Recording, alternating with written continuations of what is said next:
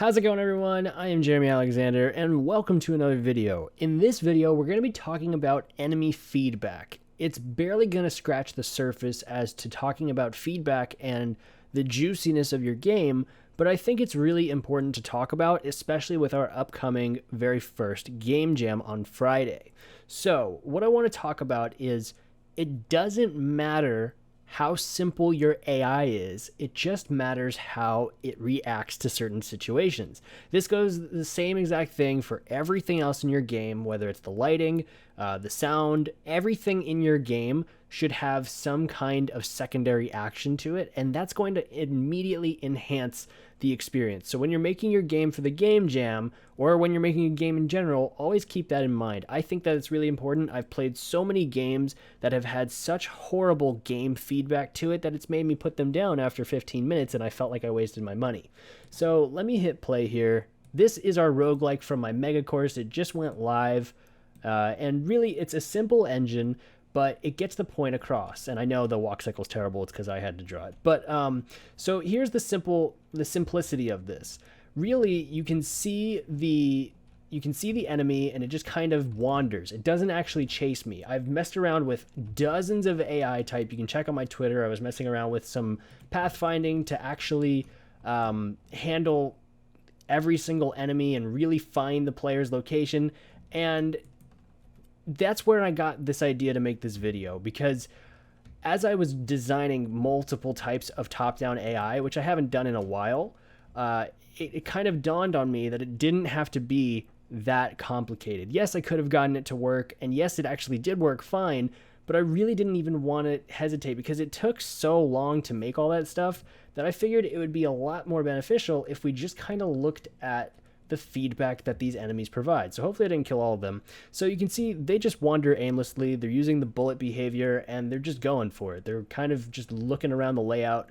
And from there, they're just going to wander. When they get into your distance, so like within 100 pixels of you, that's when they say, okay, let's pick who's ever closest. And if you're close, then let's actually shoot at the player. And it's going to create for pretty challenging gameplay, in my opinion, because you know, these are very simple enemies, but if you actually made these a little bit more intense with a little bit harder bullet types, it would be hard to dodge that. And we do have a nice little dodge effect, which is really cool because I've always wanted to add that in. But really, you can see here that the feedback of these enemies is going to be key because there's not much to them other than the fact that they wander, they walk really poorly because it didn't animate that well. And it's going to be key because if you just shoot it and it just disappears, it's not going to work. And that's kind of one of the biggest things about this roguelike engine. Besides doing all the behind-the-scenes logic and the Z-ordering and everything else, this is probably my favorite thing about the engine because it's something that you can just add onto infinitely. There we go. So here's what I want to show you. So we shoot this thing. You actually saw me kill those guys already.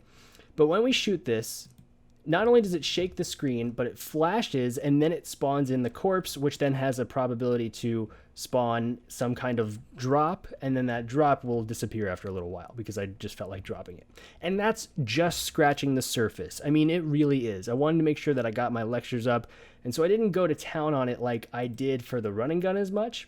But really, when you go to town on it, or at least this is what I want you to do if you're participating in our game jam, and this is just what I want you to keep in mind, is you should be going to town on it. You should have extra particle effects like that explode. You should have them leave particles and dust and smoke and ashes all over this environment because that's what's going to enhance your user experience. That's what always gets me when I'm doing a Let's Play to learn. That's what I always like to talk about. I don't really like to talk about things I don't know as much about, and that's one of those things that I feel like I've played enough games to really know when something is creating a better experience just by the exterior things that they're doing on the feedback side of things. So I know there's no sound here, but that's another example. If I had sound, I would have, you know, a bullet sound, maybe a reload sound, and then I'd have a collision sound, all for that one bullet. Then what I could even do is I could have 3 different sounds for one bullet type, and I can tell it to randomly play those 3 different sounds. Now I'd have to create a whole bunch of sounds to really be satisfied with that kind of system, but these are the kind of things that you should start to really think about when it comes to polishing up your game or just making your engine a little bit better. So that's really what I wanted to talk to you about. If you haven't already seen the game jam, go check it out. I just did a video on it, and I also posted a link to the itch.io page where you can join and reserve your spot. I don't think it'll lock you out if you don't hit the arrival time, but definitely want to get started on it at Friday at 8 p.m. So really, I hope that this game feedback kind of tip or just kind of thing to keep in mind really does help you when it comes to making your game. I'm going to be doing more of this. I'm going to be doing a lot more stuff really soon, more tutorials. I haven't done a tutorial in a while, so I'm excited to get back to doing that for you guys. Also, because I just finished the roguelike and I actually finished the space shooter, I added over 5 hours of stuff with an updated starter template for the mega course, and from now until Friday, so until the actual game jam goes live, you can get the mega course for 50% off. There'll be a link in the description. If you win the game jam, you're going to get access to all of my courses on Udemy for free. So just kind of like extra incentive to, make a cool game for the game jam. I really hope that you guys take it as it is and participate in this, because even if you haven't made a game before, I think now is the perfect time. There's no time like the present. This is how you get the experience of making games. This is how I've gotten all my experience making games, is just by participating in mini game jams, bigger game jams, and just keep going and keep making, keep programming and doing all these things. And this is how I've gotten to where I'm at today. And there's still so much I could have done for this engine. I really wanted to get the baseline done because I have to go and do the point and click adventure, and I have to go finish my boot camp. So there's a lot of other things going on, but this is all in your hands. I've given you guys the tools in the mega course to make this very cool, very baseline roguelike and take it, to infinity. Do whatever you want. Make this even better. Make this the next, Binding of Isaac, Nuclear Throne. Make it anything cool, top-down roguelike. They're very popular right now. So I hope this kind of rant mini video just kind of really helped you see that it's all about the user experience in the end, because that's really what it comes down to. Obviously, there's 1,000 other questions you need to ask yourself. You need to ask yourself, is this fun? Is this challenging? Is this meaningful to me? Why am I making this game? There's a lot of questions that you need to ask yourself when you're making a game. You can't just say, okay, I'm going to make this game for this purpose. You really need to sit down and think about these things. And I'm going to help alleviate that pain a little bit more in the future. But this is the first step in that direction of just creating this simple thing. The screen shake is one of the biggest ones out there that people tell you to do. If you don't have it in there already, just kind of add a little bit of screen shake in there. If you look at my dynamic projectiles video, I'll leave a link to that in the description as well. This is pretty much where I started talking about all the game feedback principles, I guess you could call it. I mean, there's no set principles like there is for animation, but if you check that series, it's a little bit older.